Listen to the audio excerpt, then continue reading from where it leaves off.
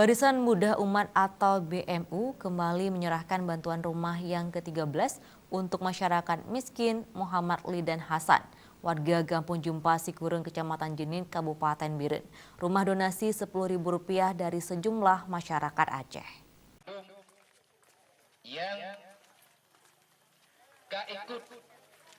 Penyerahan rumah 013 ini diserahkan langsung oleh Imam Besar Barisan Muda Umat BMU Tengku Haji Muhammad Yusuf Al-Wahab yang biasa disapa dengan Tusub Jinim.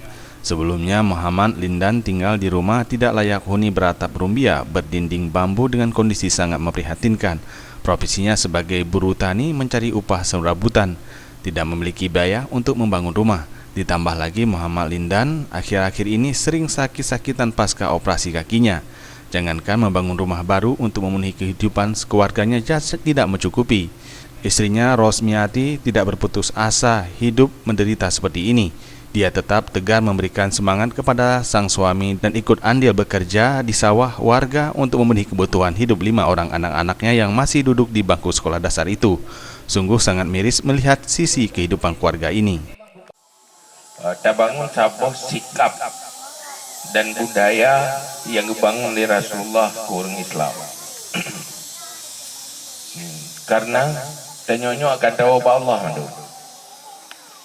Tanyo nata beramal dan bubuk kebaikan-kebaikan.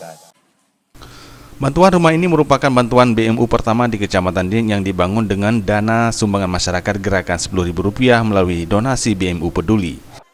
Bang, perasaan Bapak saat rumahnya ditangani oleh BMU dan diserahkan ke Bapak? Tim Liputan Aceh TV.